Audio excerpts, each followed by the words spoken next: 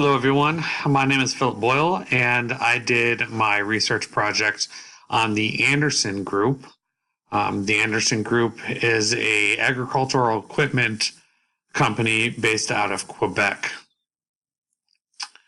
Kind of a little bit of a background on the Anderson Group was in 2009, they were purchased from the original founders by a group of three partners that started working for the Anderson Group kind of at the base level.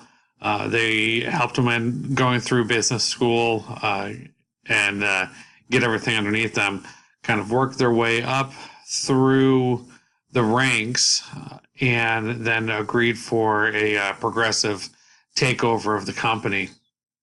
In the first couple of years, the partners came in and saw that there was a significant amount of changes that need to be made in order to keep the company afloat and to point it in the direction that they wanted to go.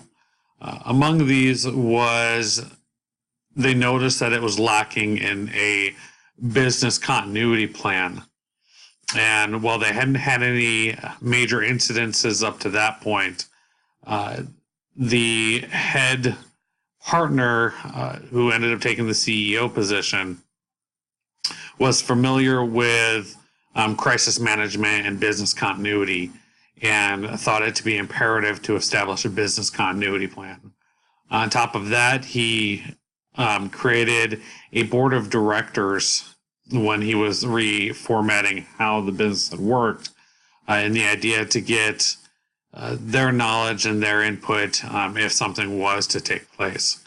As it so happened, in early 2011, the Anderson Group was experiencing some of the greatest growth that they had in a long time due to the management of Patrice and the two other partners.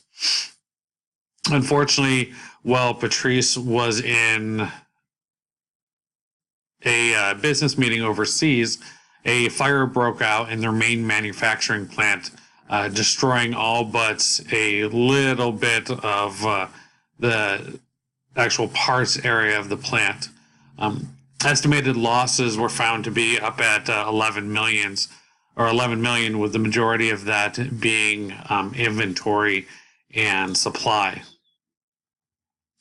After the fire had broken out, they implemented their plan, and within 72 hours had started working towards fully implementing the rest of the plan, gathering the funds that they need, and trying to get themselves back up to the level at which the plan had dictated. They found that as they were implementing the plan, that they were going to need more additional resources than what they thought. However, that had been taken into account, and they had worked with one of the local banking industries to help secure additional funding to get them back into the direction that they were looking to go. They also found that one of the best avenues that they had created was the communication in between the heads, as in the partners, and then the board of directors. It was a constant flow of information, so split decisions could be made without fear of repercussion and with input from everybody that needed to have input.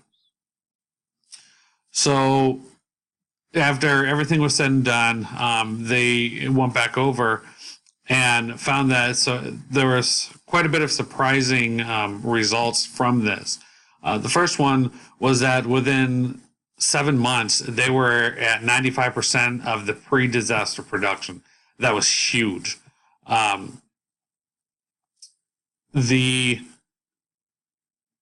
Like I said, the funding was secured within 72 hours. The fire took place on a Friday, and by Monday morning, they had enough to start up and get into a new facility, get everybody moved, and start kind of rebuilding. They divvied up each of the responsibilities between the partners. You had one partner taking care of all the human resources aspect. You had one partner that was taking care of the financial aspect, and you had one that was taking care of the facilities.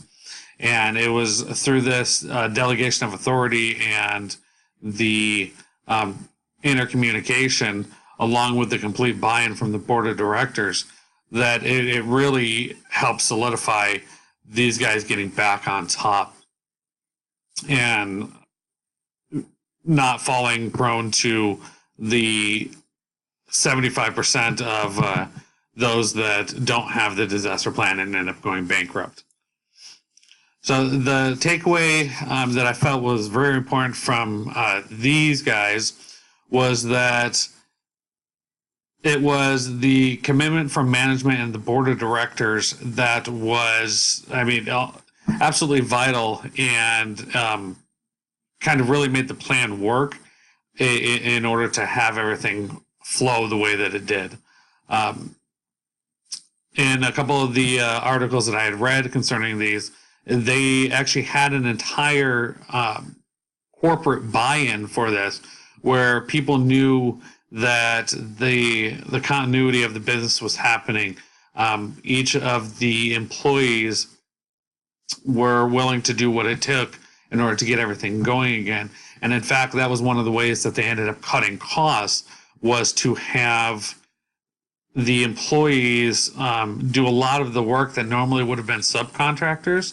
They took on themselves and ended up saving quite a bit of money that they could turn around and put into getting the company back to pre-disaster situation. On top of that, they completed a lot of training. It was, as soon as this happened, everybody knew what was going to go on from this. Now, granted, this wasn't down into the lower levels, but this was definitely the board of directors. This was middle and upper management, knew what was going to happen, and it just kind of went clockwork after this. And that the last one is they found that it was invaluable, the amount of information that passed smoothly and how it helped with the overall success of implementing the business continuity plan. In fact, through the Bank of Canada, the Development Bank of Canada, made the comment that it was their quick thinking and ongoing communications that he believes acted to save the company from a complete destruction after this. Thank you for watching my video, and I hope you learned a little bit about this project.